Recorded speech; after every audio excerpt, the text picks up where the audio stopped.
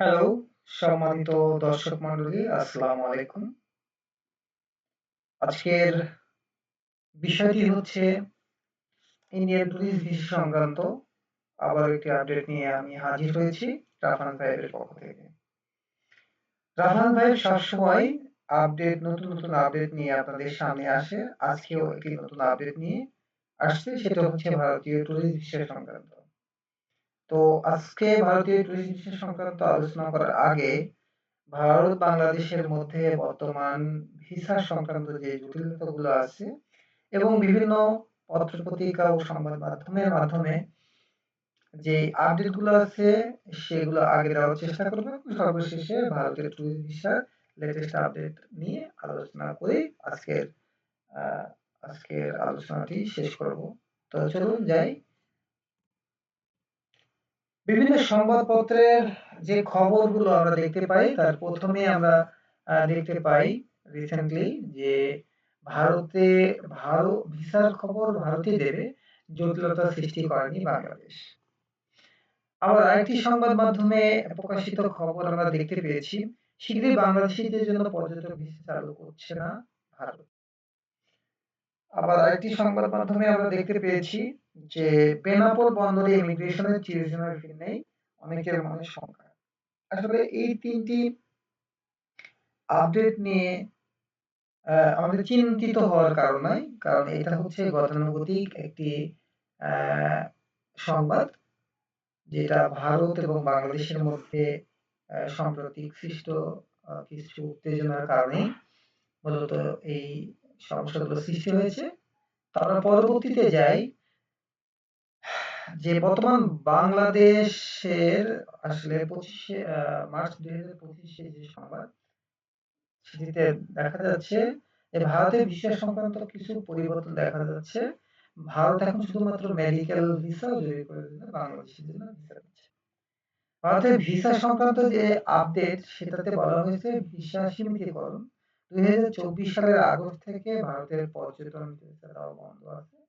এখন শুধুমাত্র medical visa, business জরুরি প্রয়োজনে কিছু ভিসা দেওয়া হচ্ছে।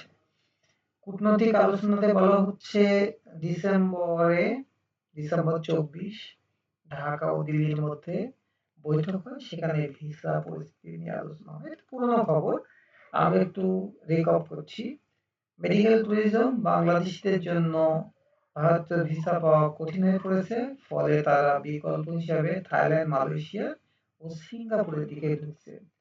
শিক্ষার্থীদের সমস্যার কথা বলা হয়েছে, যেসব শিক্ষার্থী ফিনল্যান্ড, রোমানিয়া, চেক প্রজাতন্ত্র পড়তে যাচ্ছেন তাদের ভারতে ট্রানজিট ভিসা দরকার, তারা একটা সমস্যার মধ্যে পড়ছে। বর্তমান অবস্থা যদি আমরা দেখি, এখনো সাধারণ ভিসা চালুর কোনো আনুষ্ঠানিক ঘোষণা হয়নি। ভারতীয় ভিসার সর্বশেষ তথ্য জানার জন্য ভারতীয় হাই কমিশনের যে অফিসিয়াল ওয়েবসাইট আছে সেটা সংবাদ মাধ্যমগুলোতে পর্যবেক্ষণ করার পরামর্শ দেওয়া। কূটনৈতিক প্রচেষ্টা চলমান রয়েছে এই সমস্যার সমাধানের জন্য। 2024 ডিসেম্বর মাসে বাংলাদেশ ও ভারতের পররাষ্ট্র সচিব ঢাকায় বৈঠক করেছেন। সেখানে ক্রমবর্ধমান উত্তেজনা, ভিসা পরিস্থিতি নিয়ে আলোচনা করা হয়েছে। ভারত একটি স্থিতিশীল ও অন্তর্ভুক্তিমূলক বাংলাদেশের পক্ষে সমর্থন জানিয়েছে।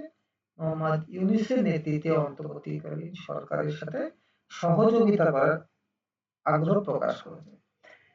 তবে এই আলোচনার পরও এখনো পর্যন্ত বাংলাদেশী নাগরিকদের জন্য ভারত পুনরায় ভিসা কার্যক্রম চালুর কোনো আনুষ্ঠানিক ঘোষণা দেয়নি।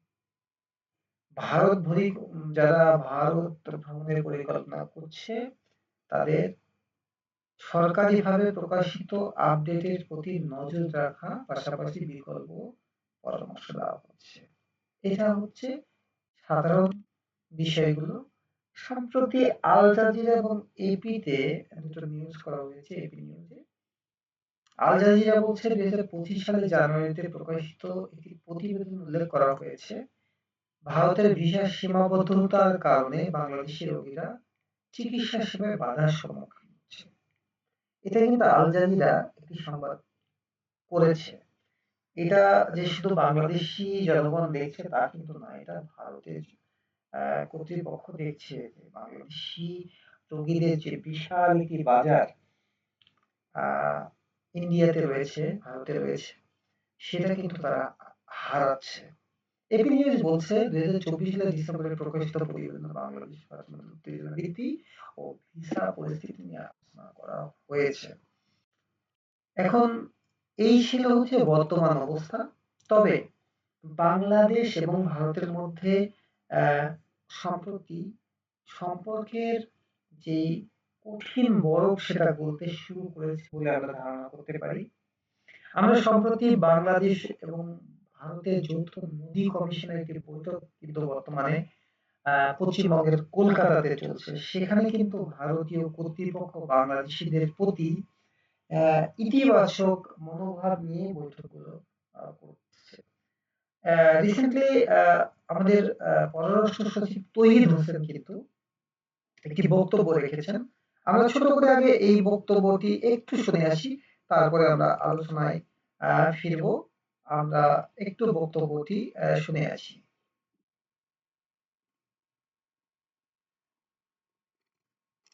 আমরা সৃষ্টি করিনি। ভারত যে কোনো কারণে হোক, তাদের ভিসা তো আপনারা জানেন যে এটা সভরেন রাইট। কোনো দেশ কাউকে যদি ভিসা না দেয় বা কোনো গোষ্ঠীকে ভিসা না দেয়, এটা নিয়ে কোনো প্রশ্ন তোলা যাবে না। এটা তাদের সিদ্ধান্ত। তারা আমরা আশা করবো যে তারা তাদের সিদ্ধান্ত জানাবেন আমাদেরকে, বা তাদের কার্যকলাপ বাড়াবেন, যাতে করে লোকজন যারা ভিসা চায় তারা ভিসা পেতে পারে।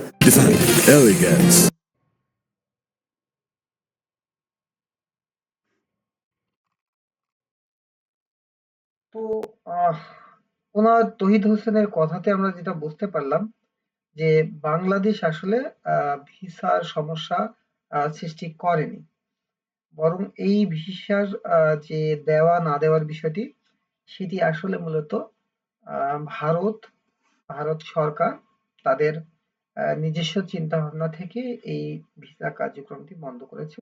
তবে সম্প্রতি বাংলাদেশ সরকারের প্রতি একটি নমনীয় মনোভাব দেখা যাচ্ছে ভারত সরকারের। বিশেষ করে পশ্চিমবঙ্গে বাংলাদেশি প্রচুর টুরিস্ট পশ্চিমবঙ্গে যায়, এবং তারা শুধুমাত্র মেডিকেল পারপাস যায় না, তারা ভ্রমণের জন্য যায়, কিছু কেনাকাটা করার জন্য যায়। তো বর্তমান ভারত বাংলাদেশের যে কূটনৈতিক পর্যায়ে যে সম্পর্ক এবং সাম্প্রতিক কিছু বিষয় আরো নিউজ আসছে সামনে, তাতে আমরা বুঝতে পারছি যে খুব খুব তাড়াতাড়ি, বিশেষ করে ঈদের আগেই ভারতীয় ট্যুরিস্ট ভিসা সংক্রান্ত একটি আপডেট বাংলাদেশীদের জন্য আসছে। এটা নিশ্চয়ই বাংলাদেশীদের জন্য একটি সুখবর, এবং ঈদের আগেই যদি ভারতীয় ট্যুরিস্ট ভিসা বাংলাদেশীদের জন্য ওপেন করে দেয়, তবে এটা অবশ্যই আ আ আমার কাছে যেটা মনে হয় যে খুব সীমিত পরিসরে ১ম এ হয়তো চালু করতে পারে। তার আ তার আনুষ্ঠানিক যাত্রা হয়তোবা খুব তাড়াতাড়ি শুরু হবে। আপনারা হয়তোবা জানেন যে আগরতলাতে আমাদের বাংলাদেশ হাই কমিশনটি ইতিমধ্যেই চালু হয়েছে। যদিও আ ভারতীয় সংবাদ মাধ্যমে এ বিষয়ে কোনো নিউজ আসেনি, কিন্তু বাংলাদেশী সংবাদ মাধ্যম ইতিমধ্যেই জানিয়ে দিয়েছে যে আগরতলাতে আমাদের যে উপ হাই কমিশন সেটা ইতিমধ্যে আমরা চালু করেছি, এবং ভারতের জনগণ, ভারতীয় নাগরিকদেরকে বাংলাদেশ সীমিত পরিসরে ভিসা কার্যক্রম অলরেডি চালু করে দিয়েছে। আশা করা যাচ্ছে যে কলকাতাতেও কিন্তু আমাদের বাংলাদেশ উপ হাই কমিশন সেখানে ভারতীয় নাগরিকদের জন্য বাংলাদেশের ভিসা উন্মুক্ত করে দিয়েছে সীমিত পরিসরে। তো আমরা ধরে নিতে পারি যে বাংলাদেশী নাগরিকদের জন্য ভারত তাদের ভ্রমণ ভিসা উন্মুক্ত করে দিবে, এবং সেটা ঈদের আগেই। তবে আমরা আরো কয়েকটা রোজা চলে যাক, এখন তো ৬ বা ৭ রোজা চলছে। আমরা আশা করছি যে ১৫ রোজার পরেই আমরা একটি ভালো সংবাদ ভারতীয় কর্তৃপক্ষের কাছ থেকে পাবো বলে আশা করি। তো আজ এ পর্যন্তই। সবার আগে সর্বশেষ সংবাদটি আমরাই দিতে পারবো বলে আমরা বিশ্বাস করি। তো সবার আগে সর্বশেষ সংবাদ, ভারতীয় ভিসা সংক্রান্ত সংবাদ পেতে রাফান ভাইদের সঙ্গে থাকুন। ও একটি কথা, রাফান ভাই চ্যানেলটি সব সময় আপনাদের পাশে আছে, থাকবে এবং আপনারা গঠনমূলক সমালোচনা করবেন যাতে রাফান ভাইয়ের চ্যানেলটি তার গ্রো করতে আরো সুবিধা হয়, উত্তরোত্তর সমৃদ্ধির পথে এগিয়ে যাক রাফান ভাই। আর আপনাদের সুস্বাস্থ্য কামনা করি, ভালো থাকবেন। আর সবশেষে একটি কথাই বলে যাই যে আহ, আপনাদের আশেপাশে যেসব গরিব মানুষ, যারা অসহায় খেটে খাওয়া মানুষ, আপনাদের প্রতিবেশী যারা আছে, তাদেরকে আপনারা কিছু না কিছু সাহায্য করবেন। তারা সবাই মিলে আপনারা ভালো থাকবেন। ভালো থাকলেই আপনি ভালো থাকলেই পরিবেশ ভালো থাকবে, আপনি ভালো থাকলেই আপনার পরিবার ভালো থাকলেই সবকিছু ভালো থাকবে। তো গরিবদের প্রতি সাহায্য করুন, সাহায্যের হাত বাড়ান। আর এই ঈদের আগে আপনাদের যে দান গুলো দেওয়ার চেষ্টা করতেছেন সেগুলো গরিব মানুষের মাঝে বিলিয়ে যান। রাফান ভাইয়ের সাথে থাকুন।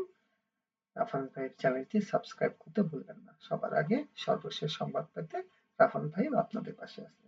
ধন্যবাদ।